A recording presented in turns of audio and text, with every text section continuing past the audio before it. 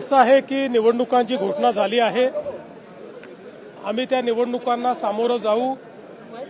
तीनही आमचे जे पक्ष आहेत ते आपापल्या परीनं त्या स्तरावर युतीच्या संदर्भात निर्णय घेतील. पण कुठल्याही परिस्थितीमध्ये आम्ही तिघही एकच आहोत. कुठे युती झाली नाही तरी आमची पोस्टपोल युती होईल.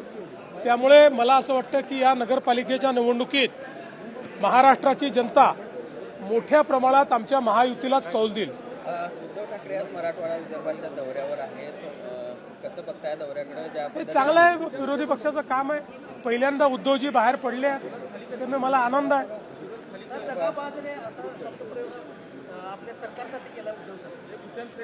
उद्धव ठाकरे टोमणे मारण्याच्या पलीकडे काहीच करू शकत नाही.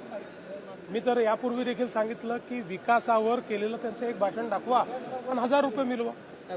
काल निवडणूक आयोगाची पत्रकार परिषद झाली. त्यावर राज ठाकरे यांनी म्हटलेलं आहे की ही पत्रकार परिषद बघितल्यावर तळपायाची आग मस्तकात गेली, कारण निवडणूक आयोगाकडे उत्तरं नाहीत. दुबार त्यांना एकच उत्तर पाहिजे, ते म्हणजे निवडणुका पुढे ढकला. त्यांना दुसरं कुठलंही उत्तर अपेक्षित नाही. आणि सुप्रीम कोर्टाच्या आदेशामुळे निवडणुका पुढे जाऊ शकत नाही. त्याच्यामुळे त्यांना अपेक्षित उत्तर मिळू शकत नाही.